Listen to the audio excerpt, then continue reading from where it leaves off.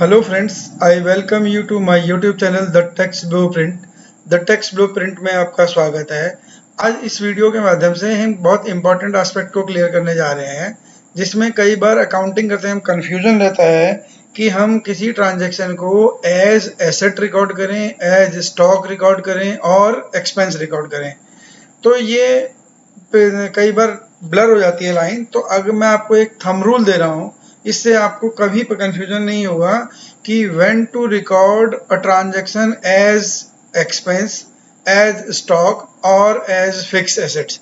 तो simple logic है, एक एक करके चलते हैं। If any economic resources is going out from the company और business, if it is not for repayment of loan, not for payment as advances, not for capital reduction or as a drawing, then it definitely that would be for any of the following reason। अगर cash का economic resources का outflow हो रहा है और वो capital की reduction के लिए नहीं है, लोन की रीपेमेंट के लिए नहीं है, किसी को एडवांसेस नहीं दिए जा रहे हैं, ड्राइंग्स के लिए नहीं निकल रहा है, तो फिर वो इनमें से कुछ चीज़ों के कॉम्बिनेशन में हो सकता है। जैसे either it would be for purchase of goods, stock, inventory, raw material, और it could be for buying of consumables, any item और एक्सपेंसेस। तो ये इनके लिए हो सकता है। अब समस्या क्या है कि कब किसी ट्रांजैक्शन को हम एज स्टॉक रिकॉर्ड करेंगे, एज एक्सपेंस रिकॉर्ड करेंगे और अदर एसेट की तरह रिकॉर्ड करेंगे, ये कैसे क्लियर होगा? तो इसको समझने के लिए बिल्कुल क्लियर है, what we are buying for trading purposes, resale purposes, recurring nature, we will sell and purchase these item. तो स्टॉक के मामले में बिल्कुल क्लियर पिक्चर है, वहाँ कोई कंफ्यूजन नहीं है। आप जिस भी इंडस्ट्री में अकाउंटिंग करोगे, you know very well my industry, my company, my business is engaged in which business item। तो मेरा को पता होता है कि मेरा बिजनेस किस आइटम में डील करता है, किस सर्विस में डील करता है। तो वहां पे स्टॉक में कोई कंफ्यूजन नहीं है, स्टॉक को आइडेंटिफाई करना बिल्कुल आसान है। तो जब भी हम स्टॉक रिकॉर्ड करते हैं तो we record it through the purchases. तो स्टॉक में बिल्कुल क्लियर है। प्रॉब्लम क्या आती है कि किसी आइटम को एज एक्सपेंस रिकॉर्ड किया जाए या फिक्स एसेट में कैटेगराइज कर दिया जाए। सच एज मान लीजिए कि your company has bought 20,000 rupees stationery for all entire office. आपकी कंपनी ने 20,000 रुपए की स्टेशनरी आइटम खरीदी है फॉर एंटायर ऑफिस। तो क्या आप उसे फिक्स एसेट बनाएंगे, एक्सपेंस बनाएंगे, क्या कहाँ रिकॉर्ड करेंगे? ऐसे कुछ कंफ्यूजन है। आपकी कंपनी ने 2,000 रुपए की चेयर खरीदी है, क्या वो एसेट्स है, क्या वो एक्सपेंस है? स्टॉक तो डेफिनेटली नहीं है, क्योंकि स्टॉक तो मैं आपको पहले ही बोल चुका हूँ, स्टॉक तो आपकी लाइन ऑफ बिजनेस से पता लग जाता है। Your business is engage in wood, trading of wood kind of goods और सर्विसेज। तो there is no confusion about the expenses, so there is no confusion about the inventory. Stock में कोई confusion नहीं है, कंफ्यूजन होता है expense और fix asset.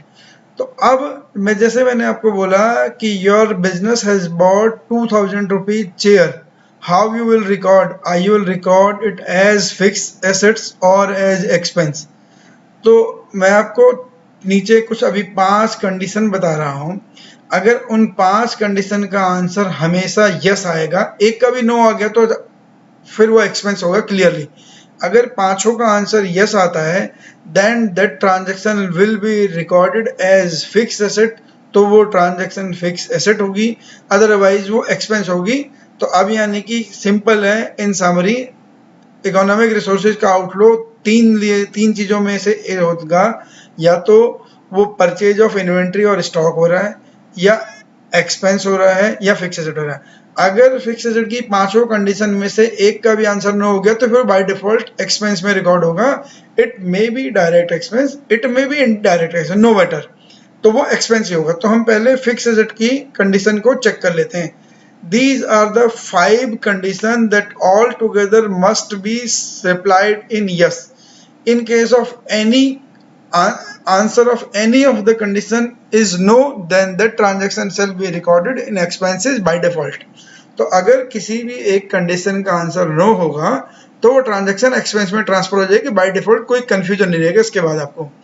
तो अब क्या है, पहली कंडीशन है द आइटम, जो आइटम आप परचेज कर रहे हो, जो लेकर आए हो, द आइटम और asset must be used for administration, production और service of the in the business, either all three purposes, all any combination और एनी वन पर्पजेज।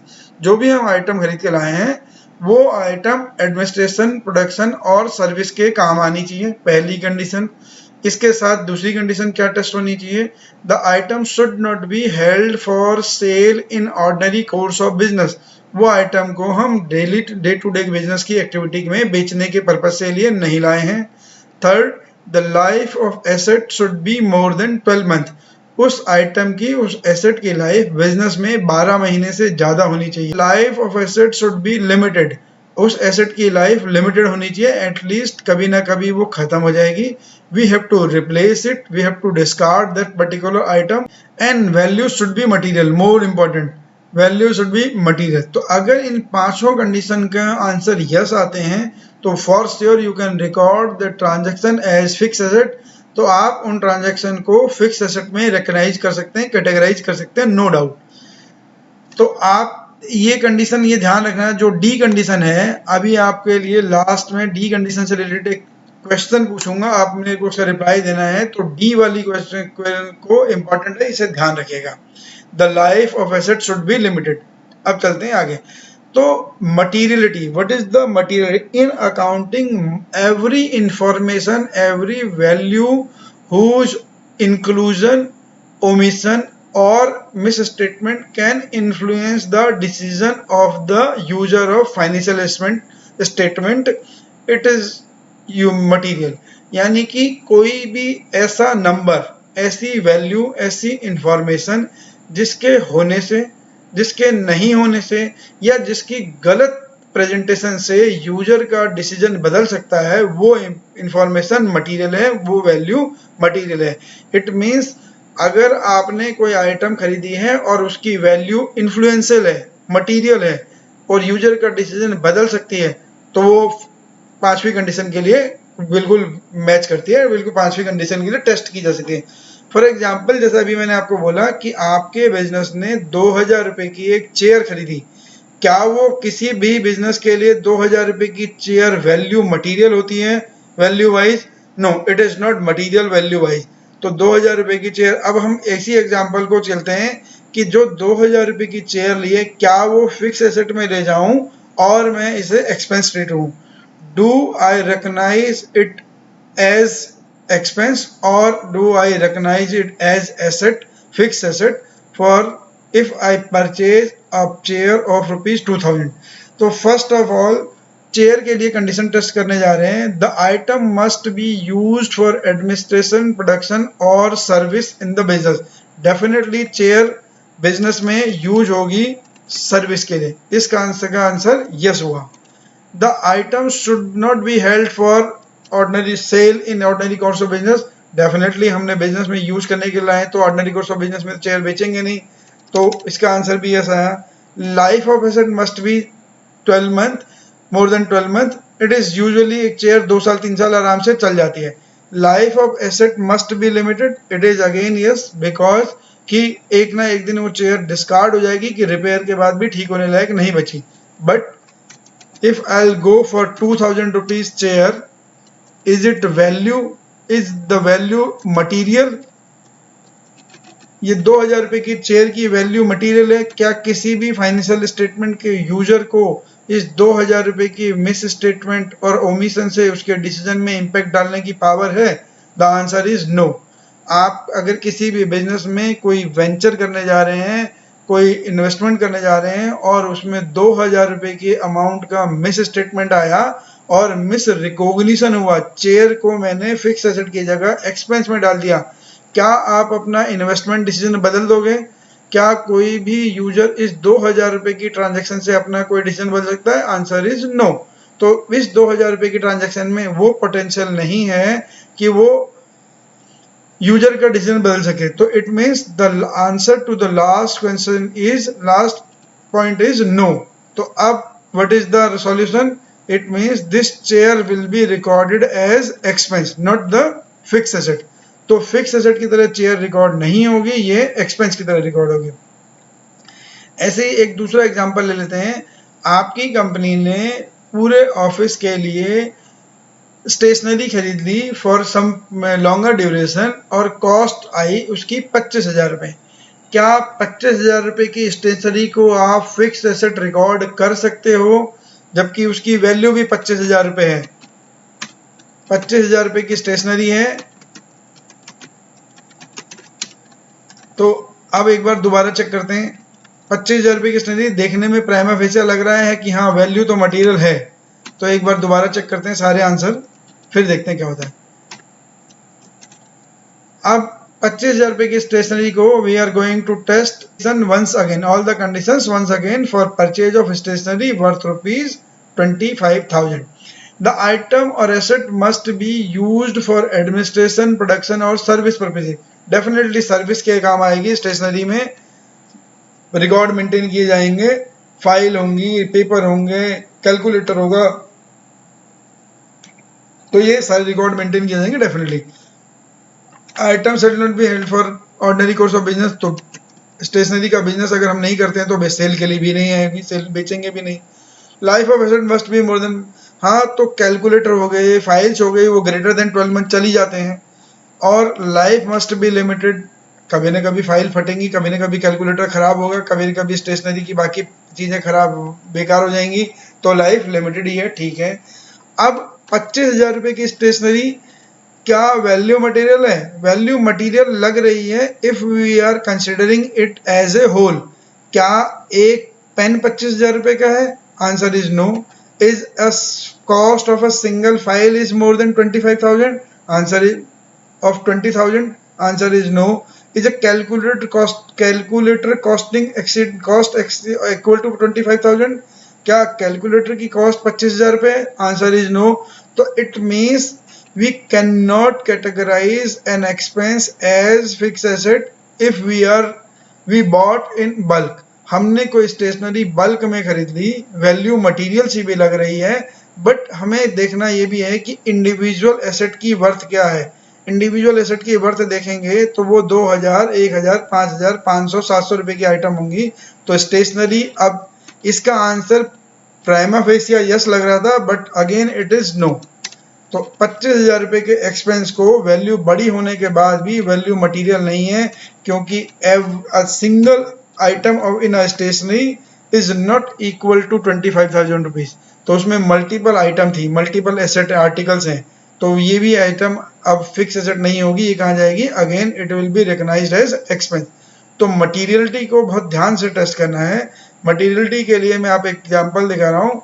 मैं 20,000 rupees paid for purchase of fridge can matter for a company having turnover rupees 10 lakh rupees, but the same transaction does not have any impact on the user of financial statement whose turnover is 100 crore. अगर किसी business की turnover 100 crore रुपए है तो उसके 20,000 रुपए के fridge या कोई भी एसेट खरीदने से उसके फाइनेंशियल में कोई इम्पैक्ट नहीं आने वाला, उसके यूजर को कोई फर्क नहीं पड़ेगा। तो in conclusion materiality depend on the size और वॉल्यूम ऑफ द बिजनेस, उसके ऊपर डिपेंड करता है। ये टोटली प्रैक्टिकल एस्पेक्ट है, इसको प्रैक्टिकली आप केस टू केस पे डिसाइड करना पड़ेगा। तो अगर 5-6 कंडीशन के आंसर यस आएंगे तभी आप फिक्स एसेट रिकॉग्नाइज करेंगे, नहीं तो सारी चीजें एक्सपेंस हो जाएंगी by default if it is not stock otherwise. मैंने एक मशीनरी खरीदी है, प्लांट एंड मशीनरी वर्थ ₹50,000। एक 50,000 रुपए की मशीनरी खरीदी है, तो वो मशीनरी एसेट होगी या एक्सपेंस होगी? आइटम और asset must be use for administration, production और सर्विसेज। मशीन प्रोडक्शन के काम आएगी। It should not be held for ordinary sale in the ordinary course of business, नहीं बेचनी है हमें, हमने अपने प्रोडक्शन के लिए खरीदी है। Life 12 month,